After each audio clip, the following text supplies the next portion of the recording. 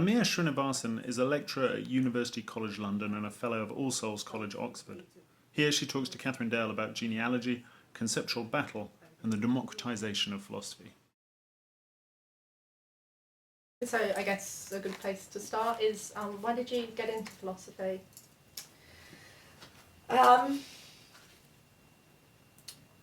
So there are kind of two different ways of telling this story. So one way of telling it is a matter of chance and luck.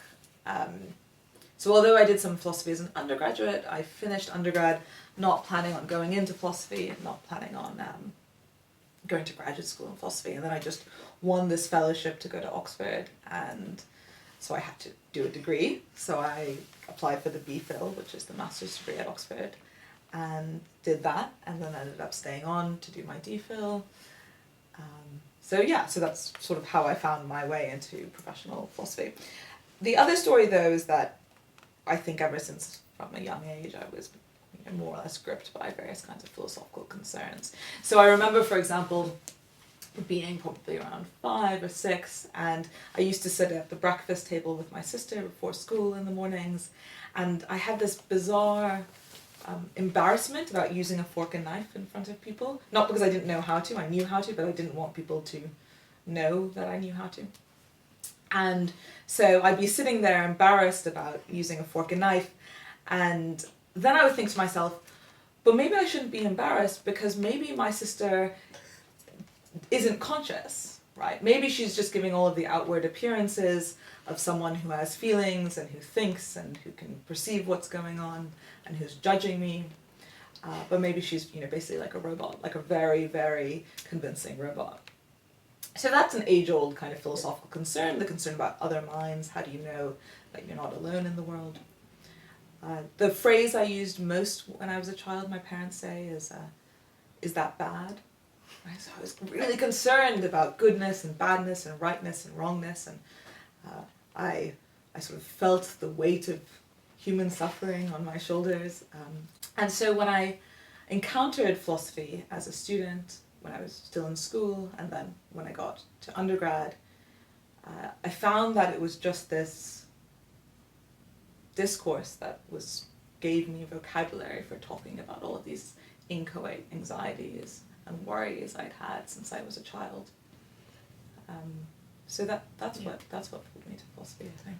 So do you think, so you sort of paint this picture of the anxious, contemplative child, which I think is not unfamiliar to people that end up doing work in philosophy. Do you think that's kind of what philosophy does? You talk about giving you a vocabulary. Do you think philosophy's is the only way of dealing with those worries? Yes, that's a good question. So I think philosophy is one way of finding a vocabulary for your pain or your anxiety.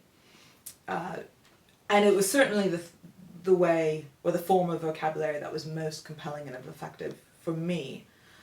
But I don't think philosophy has the monopoly on this sort of thing. And I think the obvious alternative is something like literature, right? So reading Virginia Woolf or reading Wallace Stevens gave me the same feeling as reading philosophy, except Woolf and Stevens are much more pleasurable to read than any philosophy. But the difference was that I couldn't take up the vocabulary that Woolf or Stevens or any of my other literary heroes were offering, right? They could speak about my pain or their pain, but I couldn't use their vocabulary because it was so singular, and I didn't have the creative genius to be able to do that. But on the other hand, philosophy was a discourse I could learn, and it was a set of vocabulary that I could pick up and use. So that's why I ended up making philosophy my home rather than literature. So I know something you've been thinking about recently is genealogy and the genealogy of our beliefs and our judgments.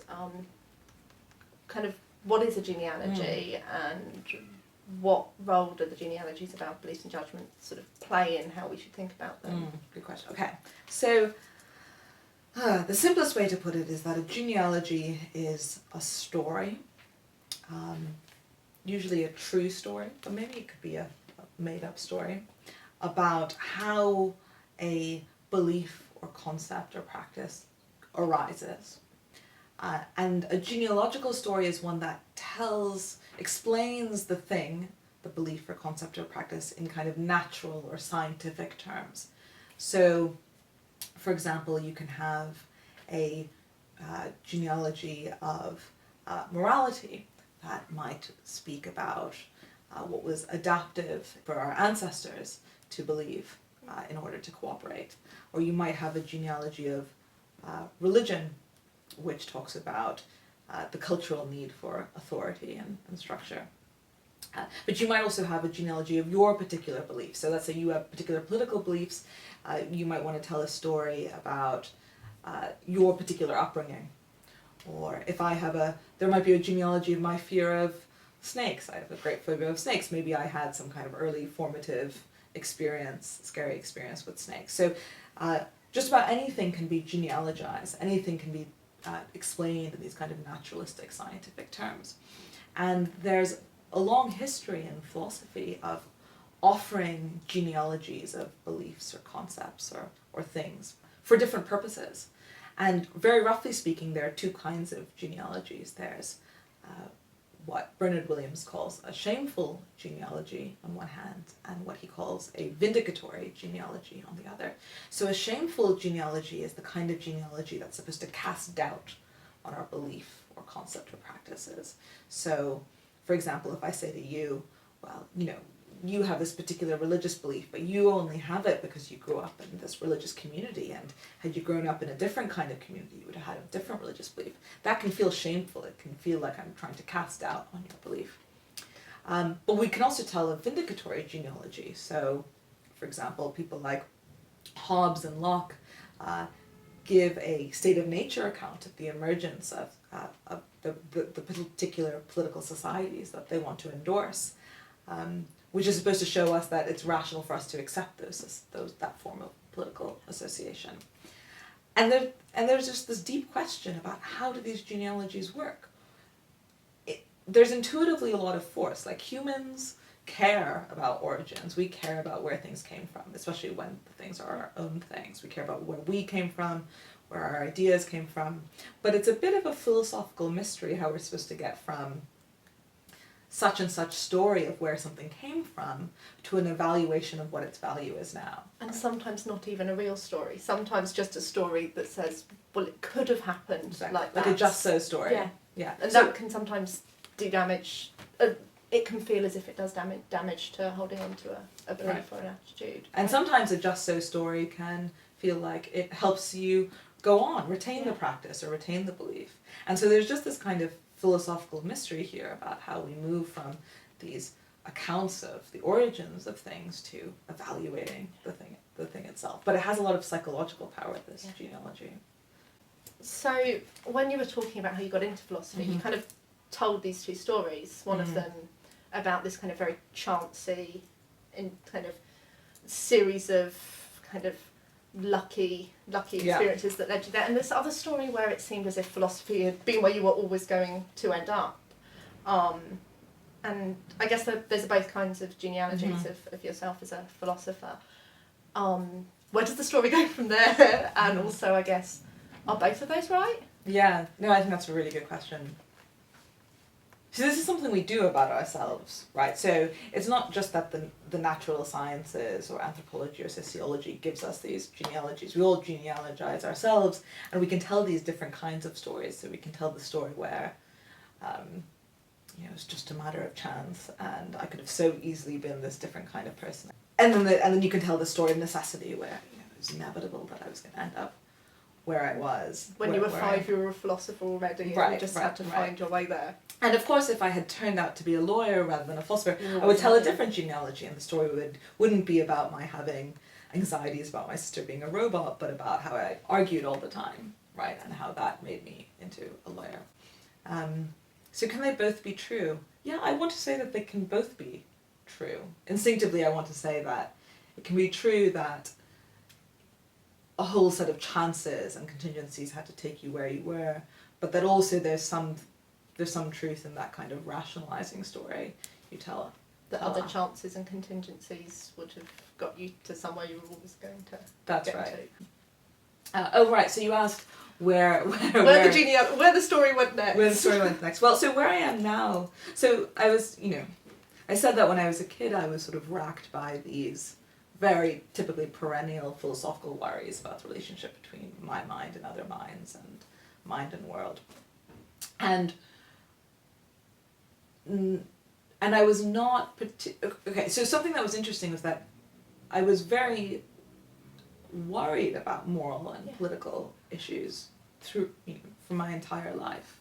But I always separated those concerns out from my philosophical concerns. I felt like philosophy was about thinking about universal things, and politics and morality were about the particularities of where we were in a certain historical moment, in a certain context.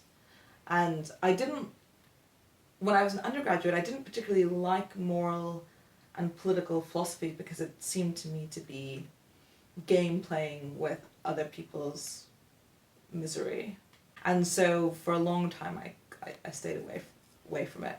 But now I find myself increasingly pulled towards doing moral and political philosophy, but I try and do it in ways that don't amount to mere game playing. And particularly I try to do moral and political philosophy in a way that's attentive to the realities of people suffering, and the particularities of actual political situations.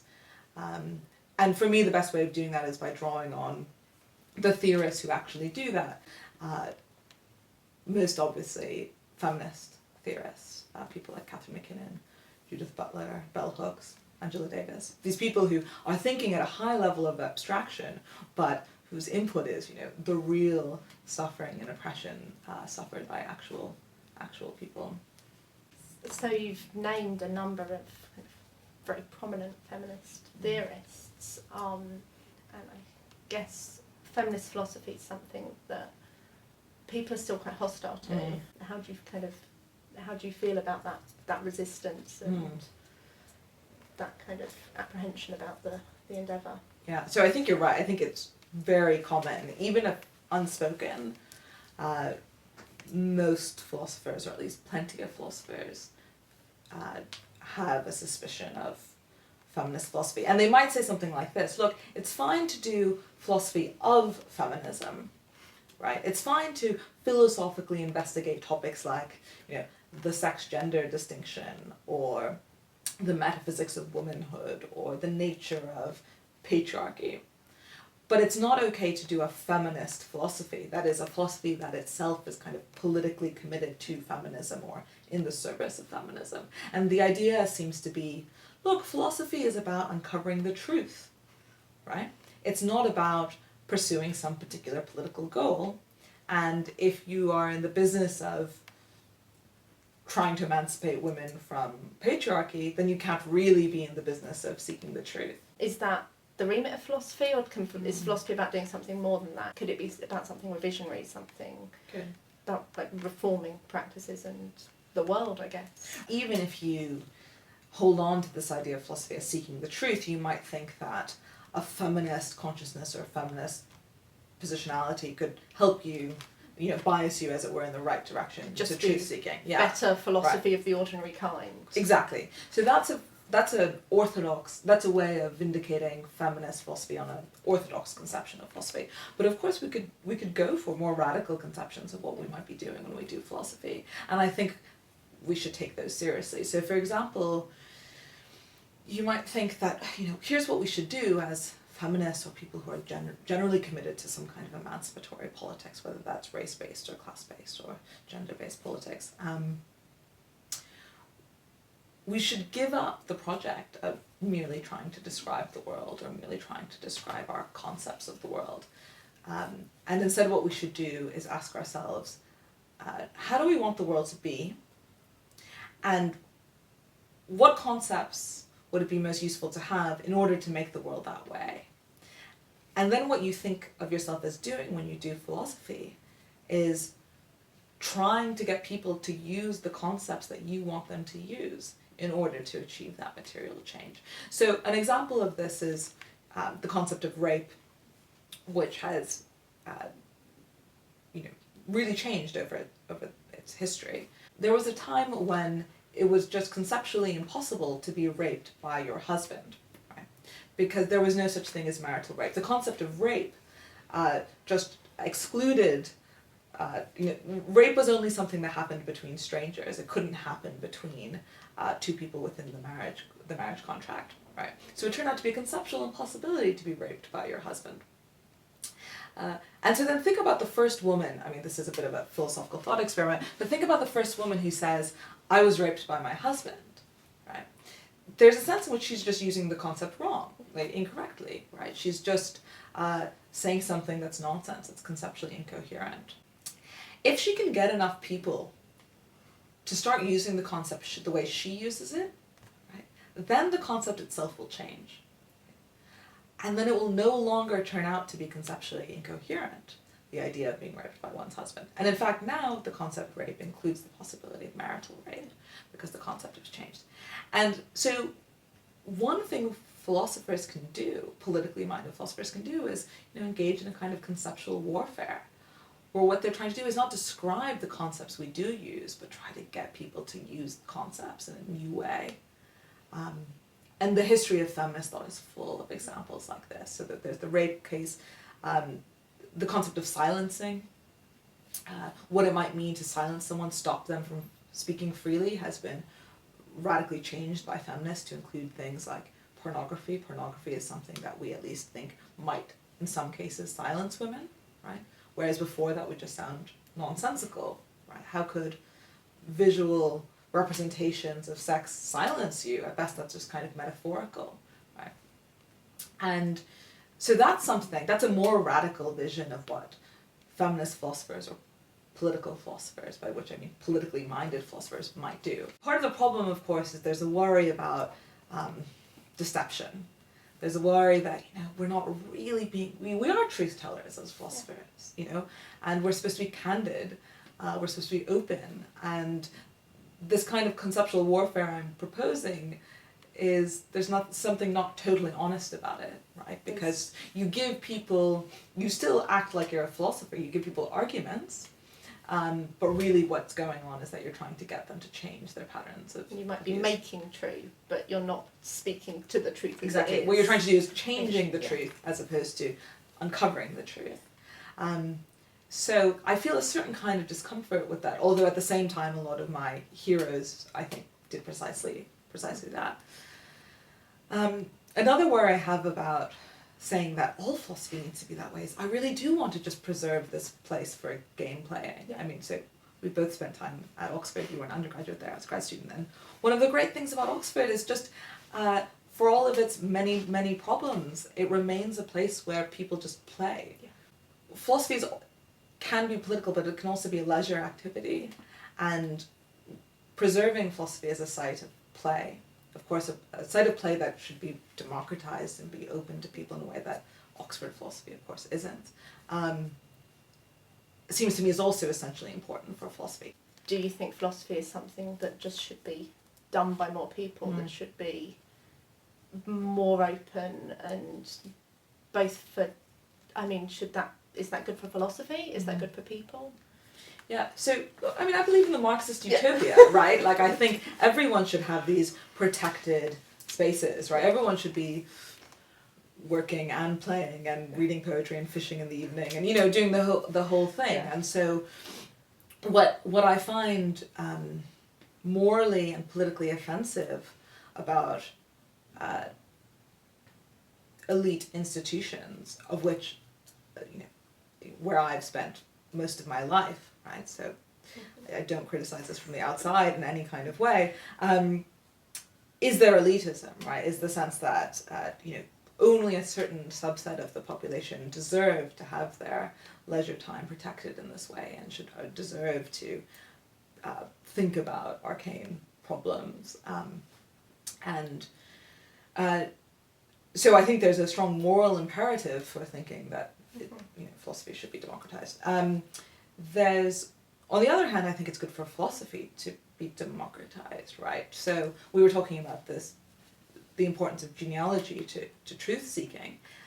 It's in philosophy's interest. If philosophy wants to answer deep questions about human reality, then it should have more humans who come from more perspectives because it's just not a very good way of exploring logical space to have people who just have, come with one set of intuitions and one set of judgments and one set of concepts.